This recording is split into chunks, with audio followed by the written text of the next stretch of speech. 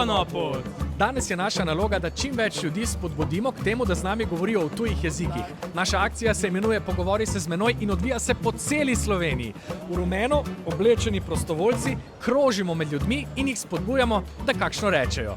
Attendez, s'il vous plaît, če bi morali zbirati in bi lahko do konca življenja govorile samo še en tuji jezik, ne slovenščino, katerega bi zbrale? Francoščino, angleščino, nemščino. Sehr gut.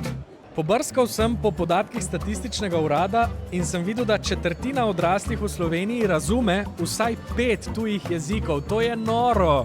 Koliko jezikov govorite? Zna en stavek povedati v vsakem jeziku, recimo, ne. Zdaj pa vidim, da ta raziskava ima dejansko smisel. Nelson Mandela je rekel, ko se pogovarjaš s človekom v jeziku, ki ga razume, govoriš njegovim možganom. Ko pa govoriš v njegovem maternem jeziku, govoriš pa srcu.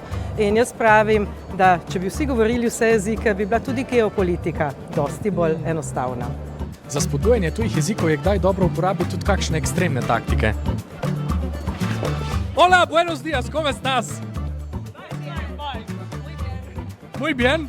Vse skupine so zasedene, sploh nikjer več ne najdem sogovornikov. Grem pogledat dol. Vidim eno veliko skupino. Bom pa videl, kaj govorijo. Špansko.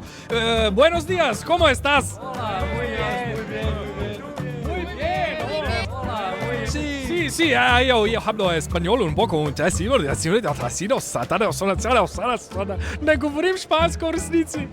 Zdaj vidite, kako izgleda akcija Pogovori se z menoj. Tako da, če nas naslednjič kje srečate na ulici, ljudi, ki imamo označene jezike, s katerimi bi radi govorili z vami, nas ogovorite ali pa nasploh učite se in govorite tuje jezike še naprej.